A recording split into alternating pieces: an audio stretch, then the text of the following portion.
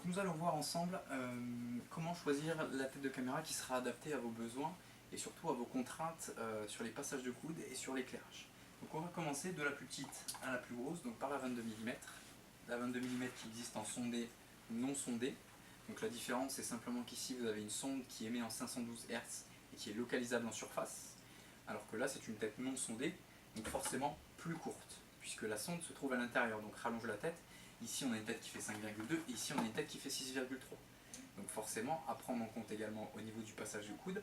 Ici on les passe à partir du diamètre 60 et avec celle-ci donc qui est un peu plus longue, on les passera à partir du diamètre 70. Ensuite il existe donc ces caméras-ci qui sont donc des 29 mm.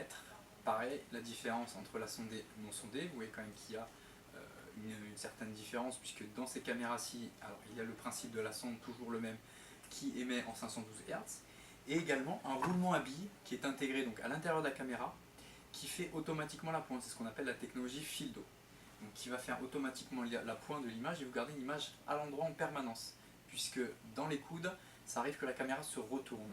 Et lorsque la caméra se retourne, deux possibilités: avec une lentille fixe, donc manuellement on va sur la mallette retourner l'écran pour avoir une image à l'endroit, ou alors dans ce cas-là, partir sur un principe de Field-O qui lui va vous garantir toujours une image à l'endroit sans que vous ayez besoin d'appuyer sur un bouton quelconque. Donc ces caméras-ci, pour travailler sur du 50 à 150, bien sûr sur les diamètres minimum, bien faire attention au passage de coude si vous partez sur un modèle sondé. Sur la 50 mm, donc pareil, le même principe, 50 sondé, non sondé. Une tête qui est plus longue que l'autre, forcément avec une sonde intégrée à l'intérieur. Le même principe donc que sur les petites, donc un roulement à billes qui fait automatiquement la pointe, donc cette technologie Field-O. Et là par contre on a une puissance d'éclairage qui est forcément plus importante que sur les petites caméras.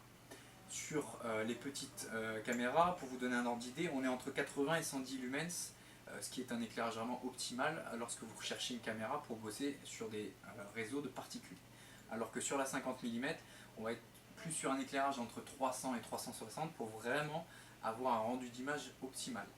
Donc ne pas regarder les valeurs exprimées en watts, puisque les puissances exprimées en watts, c'est simplement la force de la luminosité de l'éclairage, alors que les lumens c'est vraiment la qualité de l'éclairage et c'est vraiment ça qu'on recherche pour avoir un rendu optimal.